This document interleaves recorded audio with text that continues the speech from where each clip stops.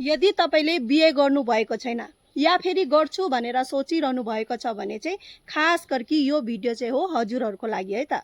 चाहे छोरा मान्छे होस् चाहे छोरी मान्छे होस्, सबैले यो कुरा ध्यान दिएर सुनिदिनु होला र बुझ्नु होला है त। यो संसारको नि सबैभन्दा ठुलो रिस्क भनेको नि बिहा हो। बिहा जुवा जस्तो नै हो साथीहरू। भाग्य बिग्रेर है जीवन साथी नराम्रो परिदियो भने नि जिउँदा हुँदा नै नर्कमा गएको जस्तो नै हुन्छ। भाग्य राम्रो छ भने राम्रो जीवन साथी पायो भने नि जिउँदा हुँदा नै स्वर्गमा भएको जस्तै नै हो। त्यसैले साथीहरू बिहे भन्ने कुरा चाहिँ कहिले पनि जल्दीबाजी हतारमा नगर्नुहोस् है त।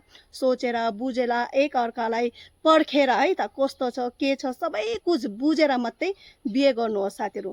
भलै दुनियाँले जे पनि भनोस् है, तपाईको उमेर धेरै भयो किन अहिले बिहे गरेको छैन, चाहे छोरा मान्छेलाई छोरी मान्छेलाई जसलाई पनि जे पनि भनोस् त्यो चिजले फरक नपर्नुहोस् है त। किनकि जीवन तपाईको, त्यसैले गर्दाखेरि डिसिजन है निर्णय पनि तपाईको नै हुनुपर्छ। त्यसैले साथीहरू बिहा भन्ने कुरा चाहिँ एकदमै सोचेर बुझेर मात्रै गर्नुहोस्। नभए भने नि साथीहरू जिउँदा हुँदा नै कस्तो हुन्छ नर्क भन्ने कुरा चाहिँ बुझ्न पाइन्छ। त्यसैले गर्दाखेरि साथीहरू बिहा भन्ने कुरा चाहिँ एकदमै सोचेर बुझेर मात्रै गर्नु होला।